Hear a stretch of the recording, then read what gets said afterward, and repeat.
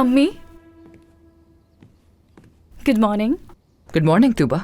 अम्मी मैं बाहर जा रही हूँ। ठीक है।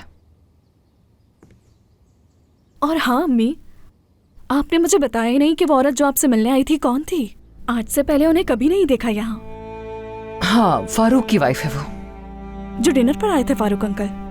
हाँ वही।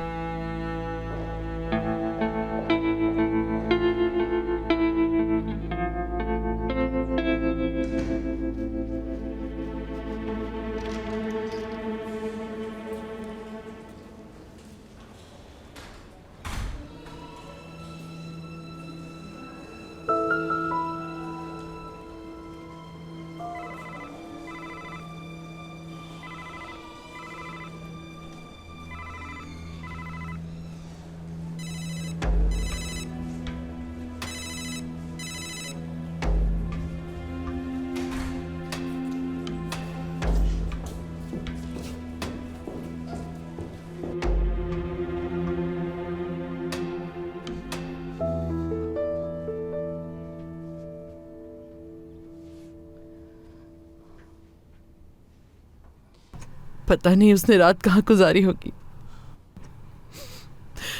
अल्लाह करे मेरी बच्ची खैरियत से हो बस। उसका तो कोई दोस्त भी नहीं है जिसके घर जाके वो ठहर पाती।